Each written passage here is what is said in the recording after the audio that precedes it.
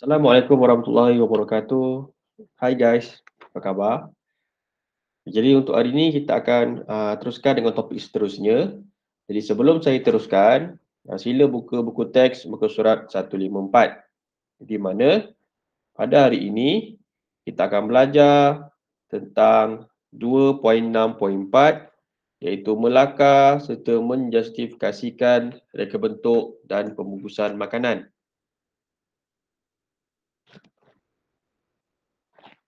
Okay, seperti dalam bab-bab sebelum ini, di mana lakaran itu ialah satu benda yang akan dihasilkan sebelum pelajar membuat produk ataupun model ataupun mockup.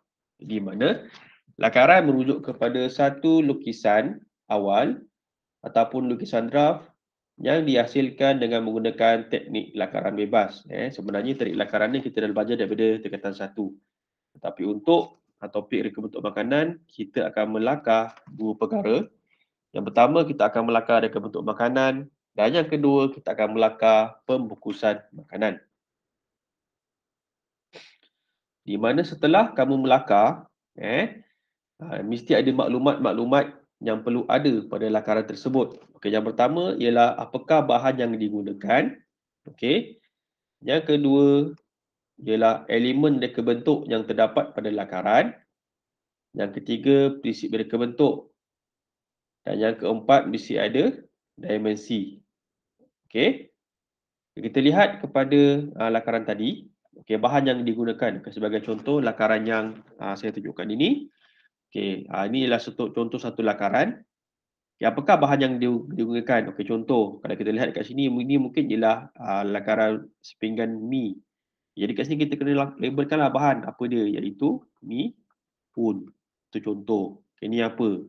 Dekat ni ialah fish cake. Jadi kena ada, kamu kena labelkan apakah bahan yang kamu gunakan. Okay, untuk elemen dan juga prinsip, saya akan terangkan sebentar lagi. Okay, dimensi ini merujuk kepada dari segi ukuran ataupun saiz. Okay, maksudnya kamu menggunakan pinggan bersaiz berapa. Itu contohlah. Okay, kita lihat yang pertama ialah elemen reka bentuk. Di mana sebenarnya dalam tajuk ini kita dah belajar masa kamu tingkatan 1. Apakah kaitan elemen reka bentuk dalam reka bentuk makanan. Elemen yang pertama ialah garisan. Okay, di mana garisan ni merujuk kepada elemen yang dinyatakan melalui titik dalam sesuatu ruang. Okey. Dari garisan ini boleh dibentuk dalam sama ada 2 dimensi ataupun 3 dimensi, sama ada jelas ataupun abstrak. Contoh elemen garisan boleh digunakan dalam reka bentuk makanan dan pembungkusan dan akan memberikan impak yang lebih menarik kepada makanan dan juga pembungkusan tersebut. Sebagai contoh, kalau kita lihat dalam gambar rajah ini, dia menggunakan elemen garisan. Mana garisannya? Ini. Garisan pelbagai warna. Ini ialah contoh elemen garisan. Ini juga ialah contoh elemen garisan. Ini kita ada warna coklat, warna pink dan juga warna hijau. Dan juga ni. Kesatuan pelbagai garisan. Di sini, di sini dan juga di sini. Jadi kita boleh lihat dekat sini, di mana elemen garisan ni dia akan membolehkan sesuatu reka bentuk makanan tu kelihatan lebih menarik. Selain kita gunakan warna lah.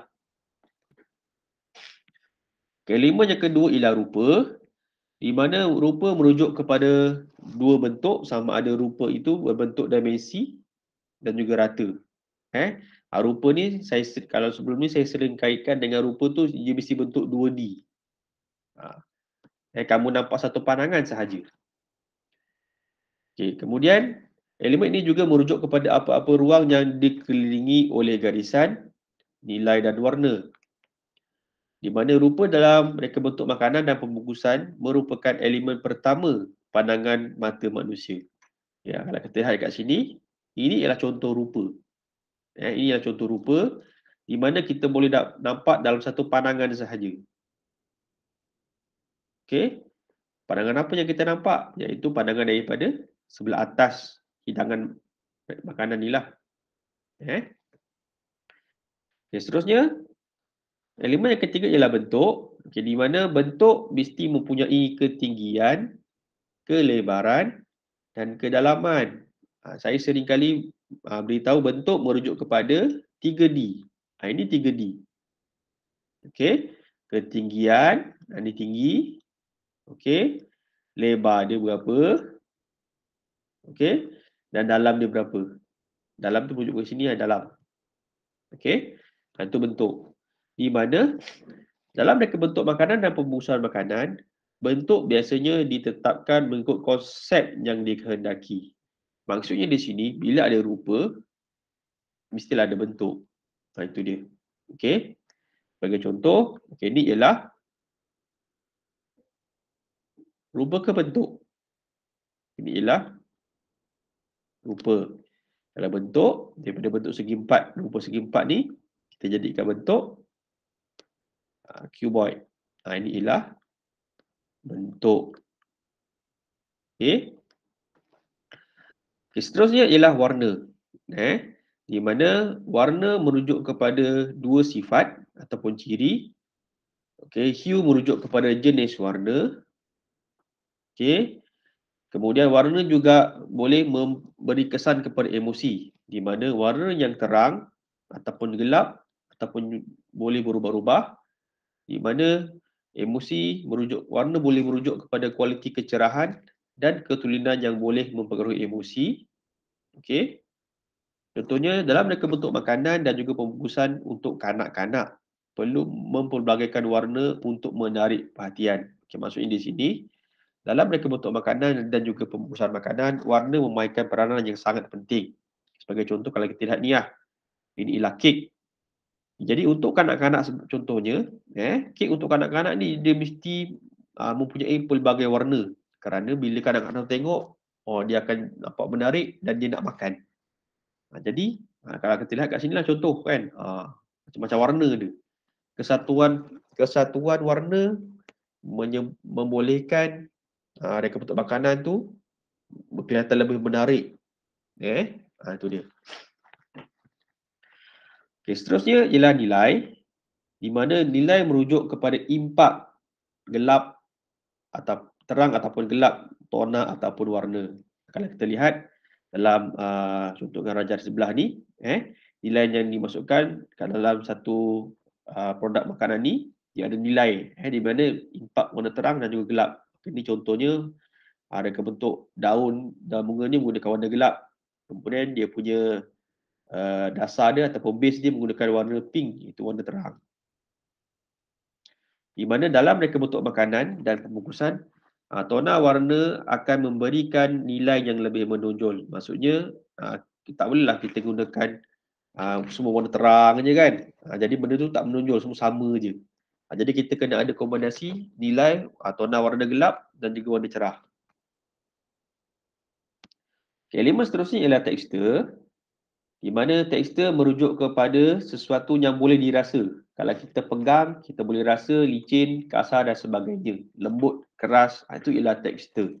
Di mana setiap tekstur dalam reka bentuk makanan dan pembungkusan memberikan persepsi pandangan yang berbeza. Sebagai contoh, kalau kita lihat dekat sini, ini contoh reka bentuk makanan.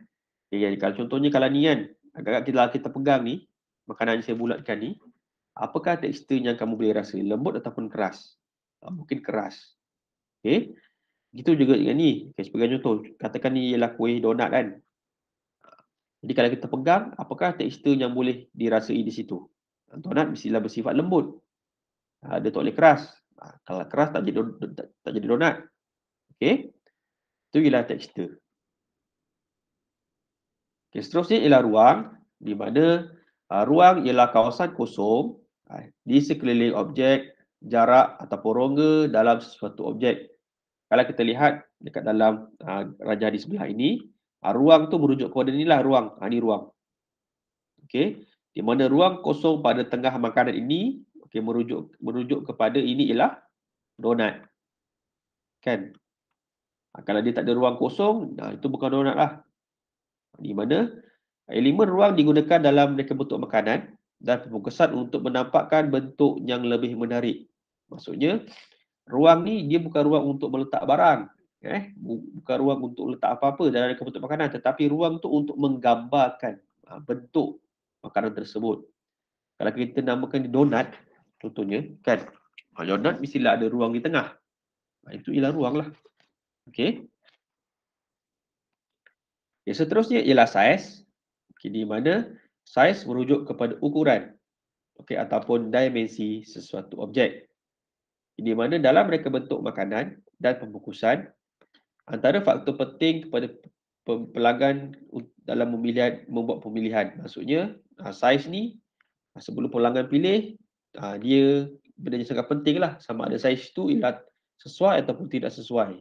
Contohnya dalam lakaran, kamu kena nyatakan berapakah saiz makanan tersebut. Contohnya, ini cupcake, kan? Jadi, cupcake ni, namanya cupcake, mestilah cupcake ada pelbagai saiz. Jadi kalau kamu nak buat lakaran tu, kamu kena nyatakanlah berapa saiz dia supaya pelanggan kamu tahu. Bila tengok lakaran tu, oh ni saiz dia macam ni. Dia sesuai. Okay, terus kita pergi kepada prinsip reka bentuk. Okay, di mana prinsip ialah konsep yang digunakan untuk menyusun elemen-elemen bagi menjadikan satu objek yang berkesan, bermutu dan menarik. Okey, maksudnya reka bentuk yang baik mestilah mempunyai elemen dan juga prinsip reka bentuk. Okey. Kita terus kepada prinsip reka bentuk yang pertama, iaitu prinsip keseimbangan. Okey. Kontras, pengulangan, keringkasan, pergerakan, penekanan, pembahagian, kepelbagaian, kesatuan dan juga harmoni. Kita pergi kepada prinsip yang pertama, iaitu keseimbangan. Apakah yang dimasukkan dengan keseimbangan? Keseimbangan tu maksudnya dekat sini ialah kalau contohnya kalau kita lihat gambar dekat sebelah ni, adakah reka bentuk makanan ni seimbang ataupun tidak? Di mana kalau dari konsep dia ialah keseimbangan bermaksud ialah satu konsep fizik yang menekankan kesamaan berat, tarikan, tumpuan pada satu objek berbentuk simetri. Contohnya, susunan hiasan perlu seimbang sewaktu membuat reka bentuk makanan dan pembungkusannya. Okay, maksudnya dekat sini, keseimbangan tu merujuk kepada, kalau contohnya hiasan lah, keseimbangan. Sebagai contoh, dalam gambar ajar ni, kita lihat dekat sini, ini ialah tofu kan.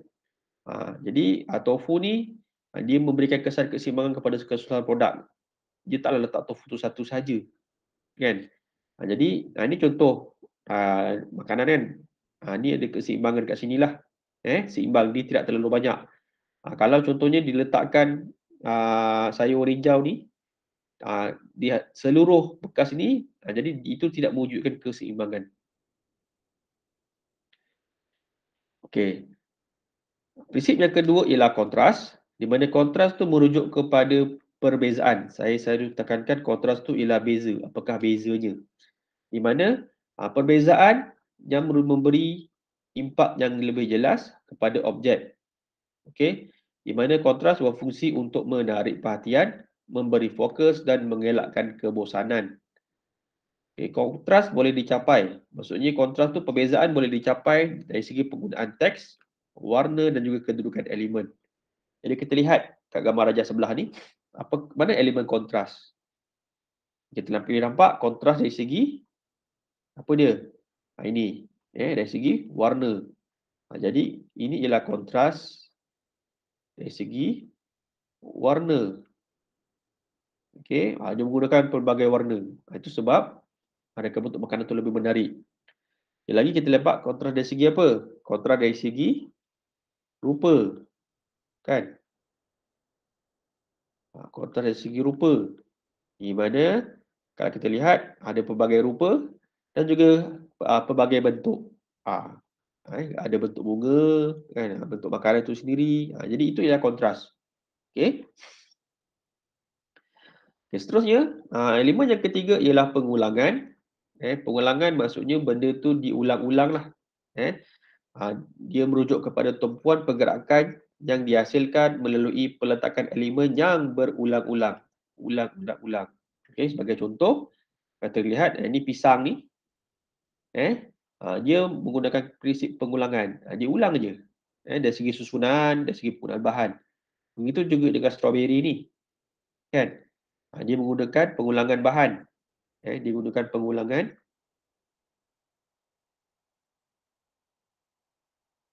bahan. Okey? Itu dia. Di mana pengulangan bermaksud ialah elemen yang sama ataupun serupa yang berulang-ulang dalam reka bentuk makanan sama ada saiz yang serupa ataupun saiz yang berbeza. Macam yang saya beritahu tadilah. Okey? Okey, prinsip yang keempat ialah prinsip keringkasan. Di mana keringkasan adalah untuk menapis mana-mana elemen yang tidak diperlukan dan hanya mengekalkan elemen yang penting sahaja. Okey, maksudnya prinsip peringkasan ni dalam reka bentuk makanan, dia akan menonjolkan lagi reka bentuk makanan dan juga pembungkusan. Okey, maksudnya keringkasan tu kita kena pastikan kita punya reka bentuk makanan tu mestilah ringkas supaya makanan kita kelihatan lebih menonjol. Sebagai contoh, kalau kita lihat gambar rajah kat sebelah ni, kan? Ini menunjukkan prinsip keringkasan. Okey, dari segi hiasan dan juga reka bentuk makanan tu sendiri. Ringkas je, tak susah. Dia tak complicated. Okey, prinsip seterusnya ialah prinsip pergerakan. Okey, di mana pergerakan merujuk kepada tindakan aliran yang akan memimpin pandangan mata dan perasaan terhadap sesuatu. Di mana tindakan ataupun arah adalah berdasarkan sudut pandangan mata pada hasil reka bentuk. Okay. Mengaplikasikan prinsip pergerakan dapat mewujudkan sesuatu tertentu selain menimbulkan daya tarikan dan kesan visual yang lebih realistik. Okay, kita lihat kepada gambar rajah ini. Okay, kat mana unsur pergerakan tersebut? Okay. Kalau kita lihat, kita nampak unsur pergerakan dia. Pergerakan dari segi susunan warna. Ini pergerakan lah. Okay. Kemudian pergerakan dari segi arah susunan warna tersebut. Okay. Ini kita lihat warna dia menarik lah, T. Ini dicari sikit. Ini dicari. Ini ialah yang dimasukkan dengan elemen pergerakan. Kalau kita lihat tu, dekat mana kita tumpu, kita fokus. Itu ialah contoh pergerakan. Okey. Prinsip seterusnya ialah penekanan. Di mana penekanan merujuk kepada penumpuan kepada sesuatu gabungan elemen yang dicadangkan. Dekat sini keyword dia ialah penumpuan, fokus. Di mana penekanan menonjolkan sesuatu unsur dalam karya grafik yang boleh menarik perhatian. Kenapa kita kena buat penekanan? Supaya kita punya reka bentuk makanan tu boleh menarik perhatian orang yang melihatnya. Contohnya dalam reka bentuk makanan, penekanan wujud apabila makanan tersebut dihasilkan untuk sesuatu majlis atau atas sebab tertentu. Jika kita lihat dalam contoh gambar rajah makanan yang diberikan ni, bagaimanakah konsep penekanan yang diberikan? Maksudnya, bila kita lihat, benda tu menarik. Kan? Terus menariknya, cantiknya. Itu dia. Kita melihat dari segi konsep penekanan, duit. Kan? Ini ialah contoh konsep penekanan. Orang nampak, kek ni ada duit lah. Menarik. Okey. Selain itu, dia juga contoh penekanan yang ada ialah contohnya kasut kan. Orang tengok, apa tu? Kasut atas kek. Dia buat kasut. Kat atas kek guna coklat. Itu ialah konsep penekanan. Okey, prinsip seterusnya ialah prinsip pembahagian. Di mana pembahagian merujuk kepada hubung kait antara dua elemen berdasarkan kadar banding yang betul dalam ukuran seperti saiz, nombor, jumlah dan juga tahap. Di mana prinsip pembahagian adalah penting terutamanya dalam menentukan saiz reka bentuk makanan dan pembungkusan itu sendiri. Okey, maksudnya dari segi pembahagian tu kalau kita lihat, kita kena pastikan reka bentuk makanan kita pembahagiannya seimbang lah. Dari segi hiasan, kan? Dari segi warna, dari segi bahan. Jadi Prinsip pembahagian tu mesti ada supaya kita punya reka bentuk makanan tu nampak lebih menarik. Okay, prinsip seterusnya ialah kepelbagaian. Di mana kepelbagaian menunjukkan aplikasi penggunaan pelbagai elemen, gaya, kualiti, idea yang berbeza dalam sesuatu reka bentuk. Okay, sebagai contoh, kita lihat gambar rajah donat ni. Okay, apakah kepelbagaian yang ada pada gambar rajah yang saya bulatkan ini? Di sini dia ada kepelbagaian. Pelbagai apa? Pelbagai warna. Kan ada warna apa? Itu warna hitam dan juga warna putih. Itu ialah contoh kepelbagaian. Okay, kat sini, apakah kepelbagaian yang ada? Kita ada pelbagai apa? Pelbagai garisan contohnya. Kan? Ni merujuk kepada garisan besar, ni merujuk kepada garisan halus. Itu ialah contoh kepelbagaian. Okay, prinsip seterusnya ialah kesatuan. Kesatuan, gabung, kesatuan. Di mana kesatuan merujuk kepada penggabungan, iaitu kita gabungkan elemen di mana penggabungan tersebut dapat membentuk image, konsep ataupun idea yang sempurna. Prinsip kesatuan diterapkan menjadikan sesuatu reka bentuk makanan dan pembungkusan itu lebih menarik. Contohnya kata kita lihat kat sini, apakah penggabungan yang ada dekat sini? Contohnya saya bulatkan ni. Penggabungan apa ni? Iaitu kita ada kesatuan rupa. Okey. Lagi kita ada kesatuan apa? Cuba lihat, ni ada warna merah, ni warna hijau. Okey. Kita ada kesatuan warna. Okey. Okey, lagi kita nampak apa lagi? Kan? Ini dia. Ni dia punya makanan dia. Okay, bawah ni ada dia punya salad dia. Kita boleh lihat dekat sini ialah kesatuan apa? Kesatuan bentuk. Ini ialah contoh kesatuan. Okay, dan juga prinsip seterusnya ialah harmoni, di mana harmoni suatu reka bentuk yang dapat mewujudkan gambaran emosi yang positif. Di mana prinsip harmoni dalam reka bentuk makanan memberikan ketenangan dan kegembiraan kepada individu. Kita dapat lihat contohnya kuih lah.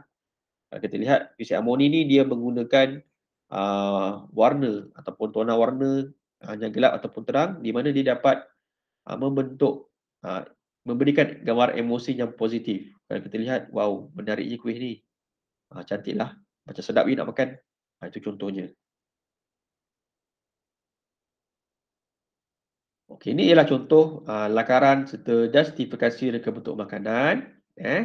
Macam yang saya maklumkan tadi, dalam lakaran mesti ada bahan. Ini ialah bahan-bahan yang digunakan. Okey. Di mana itu je lah. Dan dalam reka bentuk makanan, kita mesti ada tema. Tema. Okey, sama ada tema sarapan pagi, ataupun makan malam, ataupun makan tengah hari, ataupun tema makanan barat. Contohlah. Kalau kita lihat dekat sini, tema bagi lakaran ni ialah tema makanan barat. Itu sebagai contoh.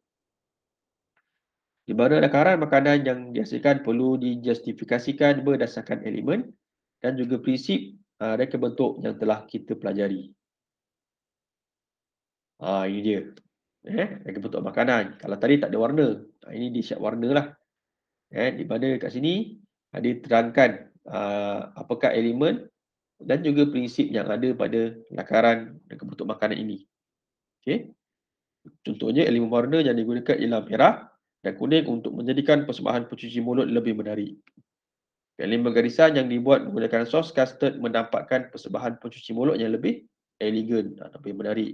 Itu dia, walaupun kalau kita lihat alat benda ni macam senang je kan, macam simple je kan, tapi dia boleh memberikan kesan. Okay, seterusnya tadi kita dah cerita tentang reka bentuk makanan. Okay, seterusnya kita teruskan dengan pembungkusan makanan. Okay, maksudnya bila ada makanan, mesti ada pembungkusannya.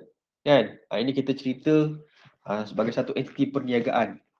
Okay, di mana pembungkusan makanan ialah satu mekanisme yang menggunakan kaedah sains dan teknologi dalam memelihara produk bagi tujuan pengedaran, penstoran, jualan dan penggunaan.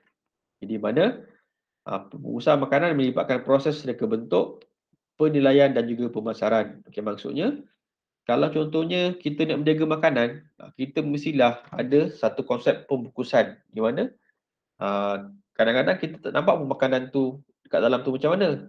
Tetapi bila kita lihat pembungkusan makanan tersebut, membuatkan yang kita memberikan gambaran je bahawa makanan kat alam tu bentuk dia macam mana. Menarik ataupun tak menarik. Jadi mana pembungkusan makanan melibatkan mesti ada, okey, yang pertama mesti ada tanda jenama, yang kedua tipografi, yang ketiga warna, yang keempat ilustrasi dan yang kelima ialah reka bentuk. Dan juga yang keenam mesti ada maklumat. Ini yang paling penting lah. Okey, dan juga saiz. Okey, tanda jenama. Okey. Tanda jenama merupakan satu elemen grafik yang penting dalam sesuatu pembungkusan. Di mana tanda jenama merupakan nama yang diberikan kepada sesuatu produk ataupun perkhidmatan. Dan maksudnya dekat pembungkusan makanan mesti ada tanda jenama. Okey, merujuk kepada produk tersebut. Sebagai contoh ni kan, ini ialah tanda jenamanya, barang racik. Mesti ada. Kalau tak, orang tak tahu dalam tu ada apa kan. Itu dia. Di mana tanda jenama berfungsi untuk memperkenalkan produk atau perkhidmatan kepada pengguna. Okey. Sebenarnya produk ni ialah keripik pisang kan. Tetapi dia letak tanda nama barang racik. Kan? Tanda nama yang berbeza. Supaya bila dengar, wow, apa tu? Oh, keripik pisang. Okey, seterusnya ialah tipografi. Di mana tipografi adalah sesuatu untuk mencipta satu jenama kepada sesuatu produk. Di mana setengah pengguna lebih suka mengingati simbol daripada nama sesuatu produk tersebut. Penggunaan pelbagai bahasa juga amat digalakkan bagi menarik perhatian pengguna. Penggunaan tipografi yang unik dan juga kreatif dapat menarik perhatian pengguna. Contohnya, Felda menggunakan F bagi memudahkan pengguna mengingati jenama dan juga produk keluarannya. Maksud dekat sini tipografi itu ialah satu brand ataupun jenama. Ini contoh tipografi lah. Selain daripada itu, contoh, ini apa ni? KFC kan? Jadi bila orang sebut KFC je, apa yang terbayang kat dalam fikiran kita? Istilah ayam goreng kan? KFC dia jual ayam goreng. Itu ialah contoh tipografi. Seterusnya ialah warna. Di mana penggunaan warna memainkan peranan penting dalam reka bentuk pembungkusan produk. Di mana warna dapat mewujudkan identiti sesuatu produk serta menyatakan sesuatu maksud. Warna juga memberikan kesan yang langsung kepada reka bentuk pembungkusan makanan, di mana dalam gambar ajar 2.6.11 merujukkan kepada penggunaan warna yang berlainan pada pembungkusannya bagi menunjukkan produk yang pelbagai jenis. Maksudnya mungkin kalau kita guna, kalau tak ada warna, kita tak boleh bezakan ni apa, ni apa, ni apa kan. Jadi bila kita gunakan warna, kita dapat bezakan, oh produk ni ada ini, oh produk ni yang ini, oh ni ini. Jadi warna tu dia merujuk kepada, selain daripada membolehkan pembungkusan tu kelihatan lebih menarik, dia juga menunjukkan kepada produk yang pelbagai. Seterusnya ialah ilustrasi. Ilustrasi ialah dia berperanan untuk menggambarkan produk yang dibungkus, di mana ilustrasi ataupun gambar yang digunakan perlulah menarik, unik dan sesuai dengan reka bentuk makanan yang dibungkus. Penggunaan ilustrasi perlulah kreatif, menarik dan tidak terlalu padat supaya dapat memberikan keharmonian kepada reka bentuk pembungkusan makanan. Contohnya produk mentega, sapuan untuk menarik ikon beruang. Yang menggunakan ikon beruang bagi menarik minat kanak-kanak. Contohnya inilah. Ini contoh mentega. Dia letak gambar Fun Bear. Kenapa letak gambar Fun Bear? Supaya kanak-kanak tertarik lah. Bila kanak-kanak tengok, dia kata, oh mama nak, kan, nak. Supaya kelihatan lebih menarik. Mesti ada ilustrasi. Contoh, seterusnya ialah reka bentuk. Di mana reka bentuk pembungkusan mestilah menepati beberapa sifat iaitu ergonomik iaitu selesa, mudah dibawa, selamat digunakan dan mesra alam. Ini contohnya lah. Okey, reka bentuk pembungkusan bagi cawan. Di mana reka bentuk pembungkusan perlu bersesuaian dengan produk yang hendak dibungkus. Okey. Seterusnya ialah maklumat. Ini yang perkara yang paling penting dalam pembungkusan makanan. Di mana maklumat merupakan elemen yang penting dalam mereka bentuk sesuatu pembungkusan. Di mana setiap pembungkusan mestilah mempunyai maklumat yang perlu disampaikan kepada pengguna. Sebagai contoh, roti kan. Jadi apakah maklumat yang perlu ada pada makanan? Mesti ada nama makanan tersebut. Kemudian apakah kandungan yang ada pada makanan tersebut? Contoh arahan penyimpanan. Siapakah yang mengeluarkan makanan tersebut? Mesti ada tarikh luput. Ini paling penting. Pastikan makanan kalau kita nak beli, kita mesti lihat tarikh luput. Ini sangat penting. Kemudian apakah kuantiti iaitu berat, bahan yang digunakan, label pemakanan dan juga akuan pemakanan. Ini adalah contoh maklumat yang perlu ada pada makanan. Paling-paling pun mesti ada. Yang wajib ada, selalunya kalau kita beli makanan, kita mesti tahu apakah bahannya. Ada tarikh luput. Kemudian ada arahan penyimpanan. Halal pun tak, halal ke tak halal. Itu ialah contoh maklumat yang perlu ada pada makanan. Seterusnya ialah saiz. Di mana saiz, reka bentuk pembungkusan yang berlainan saiz dapat memberikan lebih banyak pilihan mengikut keperluan dan kehendak pengguna. Sebagai contoh, ini sos ada pelbagai saiz. Jadi pengguna boleh pilih ikut keperluan dia. Sama ada dia nak yang besar ataupun yang kecil. Itu dia. Lakaran serta justifikasi pembungkusan makanan. Maksudnya nanti setelah kamu melakar reka bentuk makanan, kamu akan buat lakaran macam mana reka bentuk pembungkusan makanan yang kamu dah lakar tu. Di mana lakaran idea reka bentuk pembungkusan yang menarik secara tidak langsung akan menarik minat pengguna untuk membeli produk tersebut. Maksudnya dari segi bentuk pembungkusan makanan, dari segi elemen, kan, dari segi prinsip. Jadi kat situ semua berkait. Mesti ada dalam lakaran reka bentuk pembungkusan makanan. Ini contoh lakaran pembungkusan makanan idea 1. Kata kita lihat, ni dia belum warna lagi.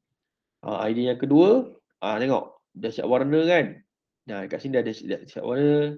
Ada elemen garisan, elemen warna, elemen bentuk kan. Jadi supaya membolehkan pembungkusan makanan itu kelihatan lebih menarik. Dan pastikan dekat sini pembungkusan tersebut mestilah sesuai dengan makanan yang kita buat tu. Sebagai contoh, ini ialah contoh pembungkusan biskut, bentuk macam ni. Kan? Katakan kalau kamu buat pizza. Adakah pizza sesuai kita gunakan konsep pembungkusan begini? Mestilah tak sesuai kan? Jadi konsep pembungkusan mestilah sesuai dengan produk yang kita hasilkan. Itu ialah perkara yang sangat penting.